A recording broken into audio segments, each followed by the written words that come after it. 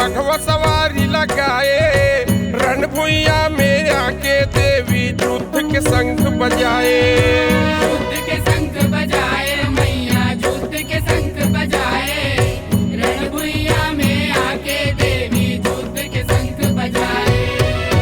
जय होवे तोर माता दुख हरनी, जय होवे तोर माता दुख हरनी, जय होवे तो।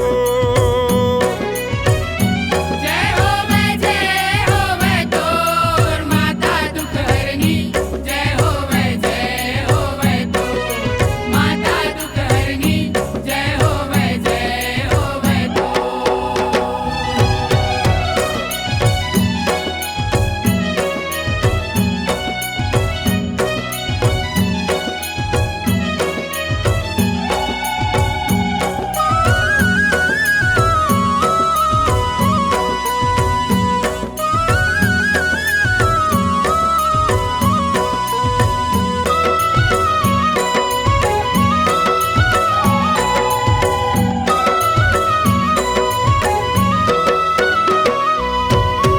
चोर लपा के महिषासुर मन में अपन भंजाए, ठाकर काल है आगे यहाँ कह के हवाए बगियाए।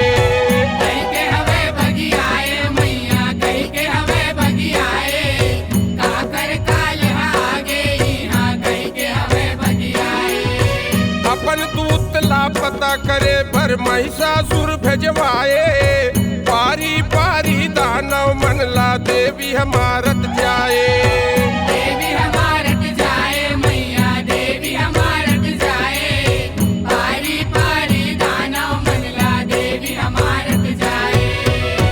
जय होवे तोर तै तारन तरनी, जय होवे तोर तै तारन तरनी, जय होवे तो। जय होवे तो तै तारन तरनी, जय होवे तो तै तारन तरनी, जय होवे तो।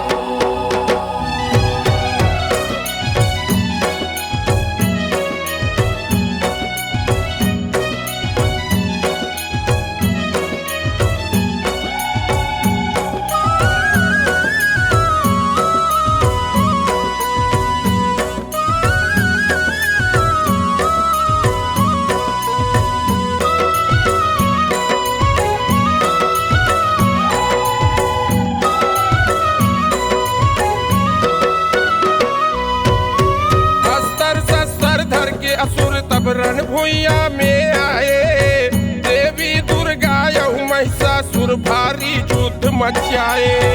भारी युद्ध मचाए मैया, भारी युद्ध मचाए, देवी दुर्गा और महिषासुर भारी युद्ध मचाए। दुर्गा देवी रिस में भर के त्रिशूल अपन चलाए, महिषासुर के छाती पे धागे मर के प्राण गंवाए।